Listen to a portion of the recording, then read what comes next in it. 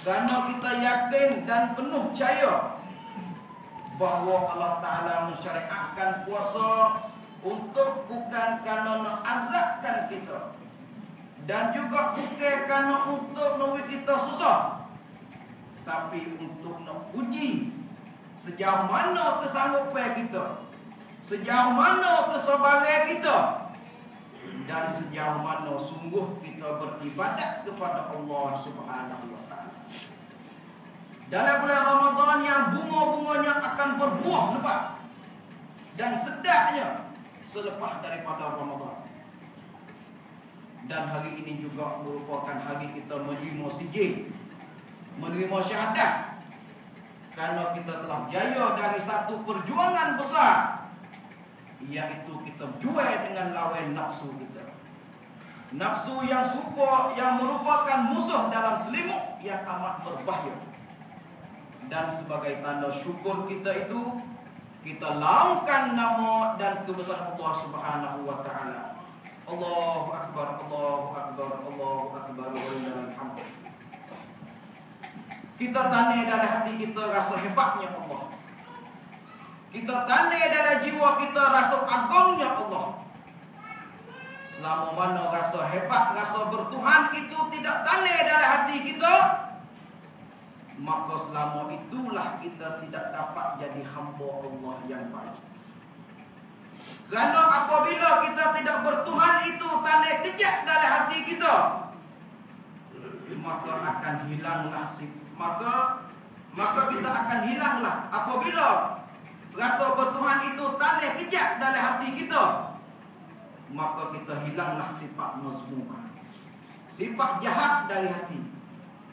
Apabila sifat jahat itu hilang, tidak ada lagi takabur walaupun kita kaya. Tidak ada rasa lagi sombong walaupun kita berpangkat besar. Tidak merasa diri kita hebat walaupun banyak ilmu. Sifat mudah marah kita hilang. Hasad, tipu, khianat tidak ada lagi dalam masyarakat kita. Allahu Akbar, Allahu Akbar, Allahu Akbar, walillahil hamd. Selama sebulan kita latih melawan nafsu kita, agar nafsu kita berada di tempatnya. Kita semua maklum, nafsu itu amat berbahaya. Bahayakan manusia, bahayakan dunia, dan membahayakan diri dan membahayakan orang lain. Walaupun hima itu berbahaya, tapi jaga kita tunggu. Walaupun nyamuk dan lalat itu bawa pada penyakit kuman, tapi masih lagi kita boleh jaga, kerana ia di luar dari kita. Tikus juga bawa penyakit berbahaya kepada manusia, tetapi kita boleh jaga lagi. Gajah yang besar dapat diikat, dijadikan tunggangan oleh manusia, tetapi nafsu itu dalam diri kita ini sangat berbahaya dari segala-galanya. Tidak ada klinik, tidak ada hospital yang boleh nak ubahnya. Nafsu dia serang semua orang. Dia serang orang kaya, dia serang orang miskin, orang berani dan orang takut, orang jahil dan orang alim. Tak ada kira laki-laki dan perempuan, tua muda, semua dia serang. Tetapi ramai manusia tidak rasa nafsu itu bahaya. Sebab itulah nafsu gemuk dalam tubuh kita. Nafsu seni saja duduk dalam tubuh kita. Padahal bahayanya boleh buat manusia itu terjun kepada api neraka, dengan sebab hawa nafsu yang jahat yang ada pada diri kita. Uzaifah bin Yaman ia berkata, ia bermaksudnya, orang yang mengikut hawa nafsu semenek akan ditimpa kesedihan yang berpanjang. Memang benar, betul kawan. Saudara-saudara saya hormati, mengikut hawa nafsu semenek dapat kita terjun, dapat kita jeluh dalam neraka yang panas, yang mana sangat siksanya, sangat pedihnya azabnya. Kita buat contoh mudah-mudah. Kita curi, yang banyak berlaku di mana-mana tempat. Tak ada kira curi getah, curi selipar di masjid, semenit kita laku itu dosa sangat besar. Dan juga contoh seterusnya, kalau kita deraka kepada ibu bapa, semenit kita deraka, sepatah kata kita kata keluar dari mulut kita, balasannya hidup tak berkat sepanjang umur kita. Kita kata, hei Datuk ni, hei Datuk tua ni, Datuk ni tak erti. Ataupun kata-kata apa saja yang boleh kita lukakan hati ibu bapa kita, dosa dan balasannya dunia dan akhirat. Kita sudah tengok, kita sudah nyaksi sekarang, ramai anak-anak yang deraka kepada ibu bapa. Hampir setiap kampung ada anak-anak yang deraka. Padahal dalam hidup ini orang yang paling berjasa, orang yang paling duk jaga kita, duk bela kita, orang yang paling sayang kepada kita adalah ibu dan bapa. Cita-cita mereka sangat suci, kasih mereka sehingga kita sampai tua banyak kasih lagi. Pernah terjadi di satu kampung, anaknya terlalu bosan pada ibunya, yang mana ibu saat itu sangat tua dan tak agak dah.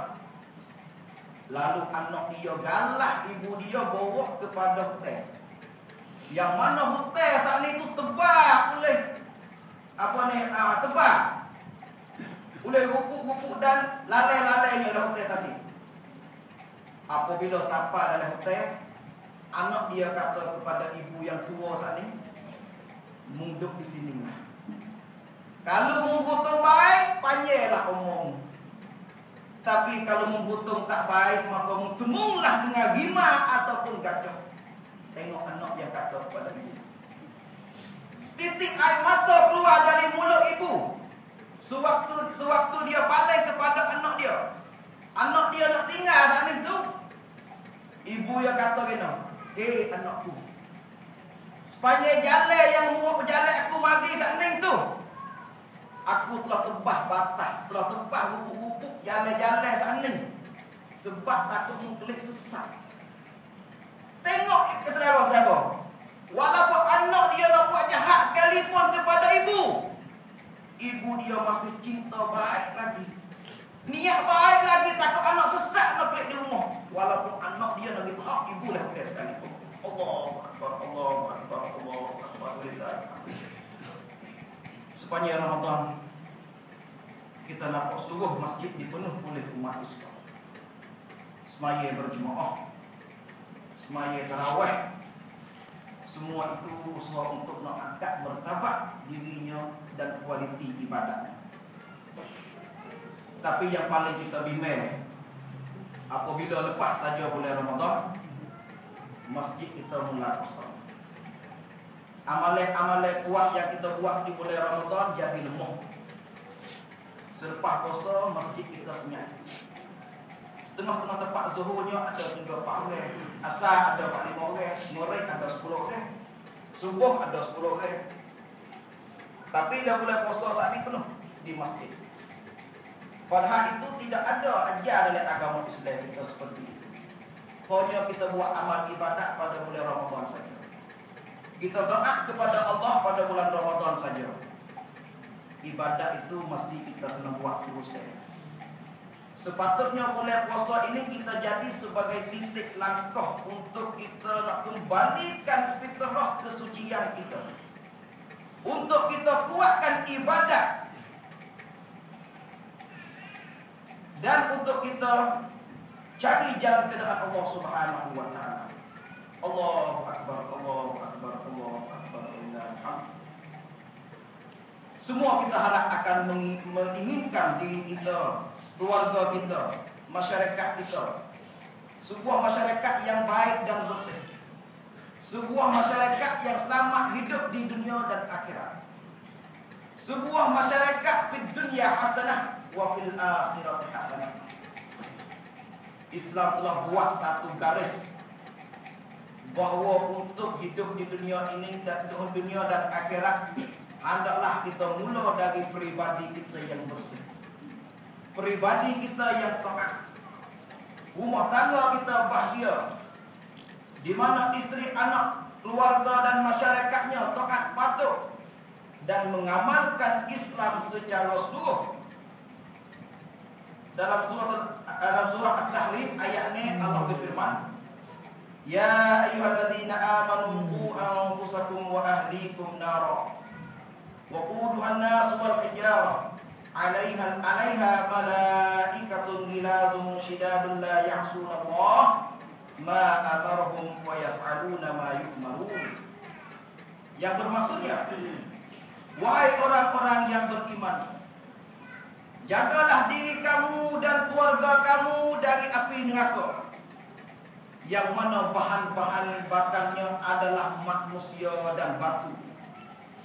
Penjaganya adalah malaikat yang kasar dan keras, yang tidak pernah menderhakai Allah dan melakukan semua perintah Allah dengan patuh. Ibu dan bapa mestilah kita mengambil perhati. Kita ambil perhati dan kita ambil penting pendidik agama kepada anak-anak kita. Apabila anak kita tidak didik agama yang berkesan, hidup pula di zaman ini, zaman yang paling banyak maksiat dan fitnah. Ada berbagai-bagai perkara yang boleh terjadi, anak kita rusak. Yang kita paling takut sekali adalah murtad. Sebelum puasa-puasa baru ni ada riuh dalam media. Apabila ada orang wanita tulis dalam Facebook dia, dan dia mengaku mereka telah keluar daripada agama Islam. Yang pertamanya umur 34 tahun. Dia mengata dia tak kenalkan Islam. Apakah Islam? Kerana ibu bapa tidak ajar dia. Seorang lagi dia mengaku murtad juga kerana dia tidak pernah solat. Bagaimana kalau perkara itu tadi adalah orang yang di kampung kita, keluarga kita, ataupun anak kita sendiri? Ini adalah dosa murtad itu besar sekali. Untuk kita jaga hal ini, ibu bapa mesti sungguh-sungguh mendidik anak menjadi contoh dalam semua hal kepada anak-anak kita. Kalau kita nak tengok anak kita sembahyang, ibu bapa mesti kena sembahyang berjemaah.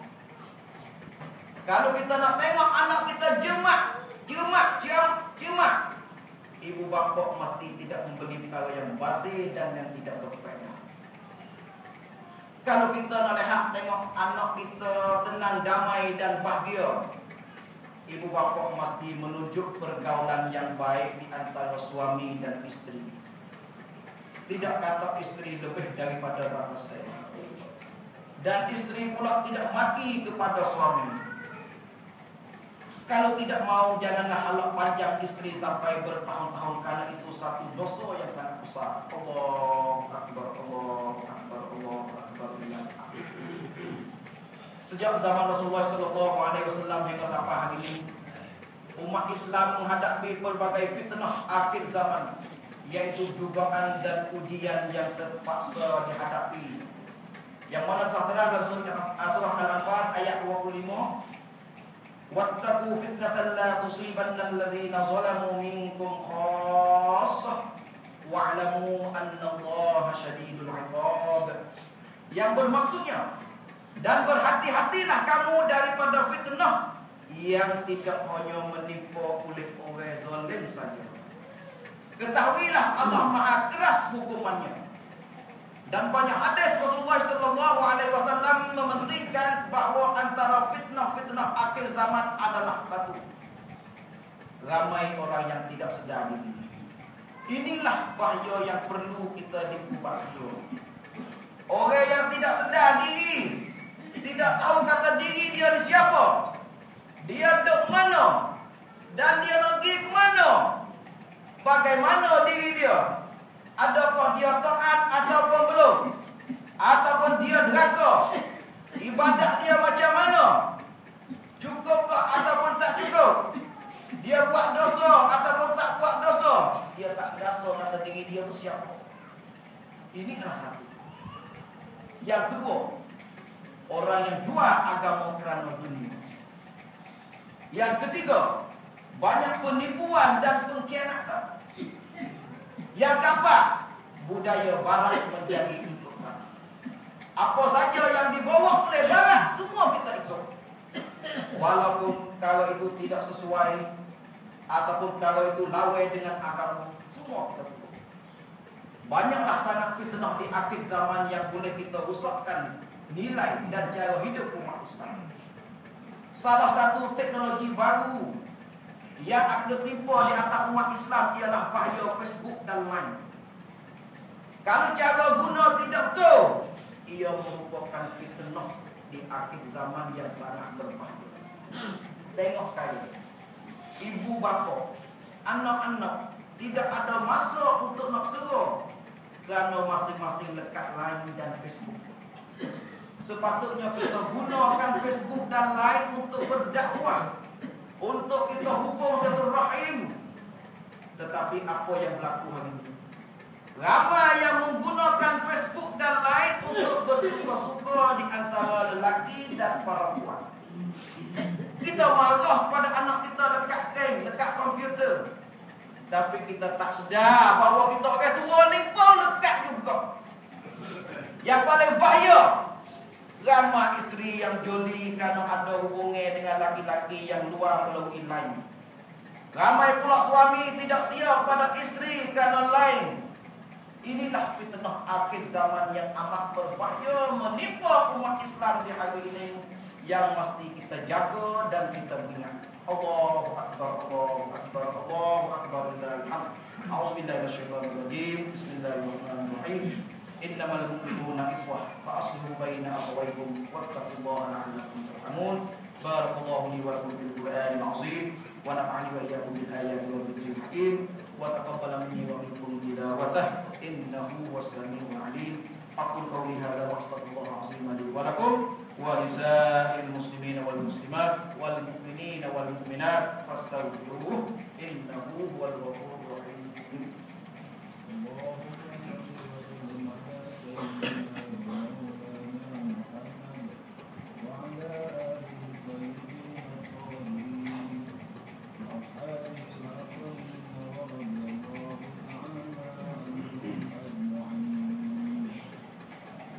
Allahu Akbar, Allahu Akbar, Allahu Akbar, Allahu Akbar, Allahu Akbar, Allahu Akbar, Allahu Akbar, walillahil hamd. Alhamdulillahilladzi arsala rasulahu bil huda wa dinil haqq liyuzhirahu 'ala ad-din kullih walau karihal musyrikun. Asyhadu an la ilaha illallah wahdahu la syarika lah wa asyhadu anna sayyidana Muhammadan 'abduhu wa rasuluh. Allahumma salli wa sallim wa barik ala habibina wa syafi'ina wa qudwatina wa uswatina Muhammad wa sayyidil mursalin wa ala alihi wa ashabihi wa man sara ala nahji wa ja'ala bihadah ila yaumiddin. Amma ba'du, fa ya ibadallah, usikum wa iyaya bittaqwallahi wa ta'atihi faqad fazal muttaqun wa tazawwadu fa inna khairaz zadi taqwa.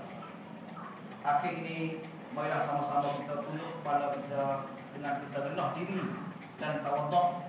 Kita berdoa kepada Allah Subhanahu wa taala dan kita mohon kepada Allah semoga Allah makbulkan doa kita. Allahumma fil muslimin wal muslimat wal mu'minina wal mu'minat al ahya'i wal amwat innaka sami'un qaribun mujibud da'wat wa qadil hajat. Ya Allah ya Rahman, sesungguhnya kami muji kepadamu, kami minta tolong kepadamu ya Allah. Kami minta tunjukmu, menyerah diri kepadamu ya Allah. Kami mujimu dengan segala kebaikan. Kami bersyukur atas segala nikmat pemberianmu. Kami tidak mengingkarimu ya Allah. Kami berlepas dari siapapun yang deraka kepadamu ya Allah. Ya Allah ya Allah, hanya padamu sajalah kami sembah dan kepadamu sajalah kami salat dan sujud, dan kami sangat mengharapkan rahmatmu ya Allah. Kami amat takut pada siksa dan azabmu ya Allah. Sesungguhnya azab yang benar-benar ditimpa ke atas orang yang ingkar padamu ya Allah. Ya Allah ya Rahman, kami amat sedar kami sangat menzalimi diri kami sendiri ya Allah. Kami buat nyanya diri kami sendiri ya Allah. Tanpa ampunanmu, tanpa kasihan belasmu, nascaya kami akan rugi dan sesat berpanjangnya dari dunia sampai hari akhirat ya Allah. Ya Allah ya Rahman, ya Allah ya Rahim, ampunilah dosa-dosa kami ya Allah. dosa-dosa saudara kami yang telah mendahului kami dalam keimanan, ya Allah. Janganlah Engkau jadikan di hati kami kedengkian terhadap orang-orang yang beriman, ya Allah. Sesungguhnya Engkau Maha Pengasih dan Maha Penyayang, ya Allah. Ampunilah dosa kaum mukmin yang telah meninggal dunia dan telah bersaksi di atas keesaan-Mu dan kesucian Nabi-Mu dan meninggal dunia dalam keadaan beriman, ya Allah. Ampunilah dan rahmatilah mereka, maafkan semua kesilapan mereka. Muliakanlah tempat tinggal dan luas kediaman mereka. Sucikanlah mereka dengan air salji dan ambun, dan bersih mereka dari berbagai dosa dan kesalahan, sebagaimana pakaian putih dibersihkan dari kotoran. Dan balaslah amal kebaikan dengan kebaikan, amal buruk mereka dengan maaf dan keampunan, ya Allah. Memperbaikilah agama kami dengan merupakan penjaga urusan kami. Perbaikilah dunia kami menjadi tempat hidup kami, dan perbaikilah akhirat kami, karena disitulah tempat kembali kami. Jadikanlah hidup kami sebagai penampung segala kebaikan bagi kami, dan jadikanlah kematian kami sebagai pembebasan dari segala keburukan.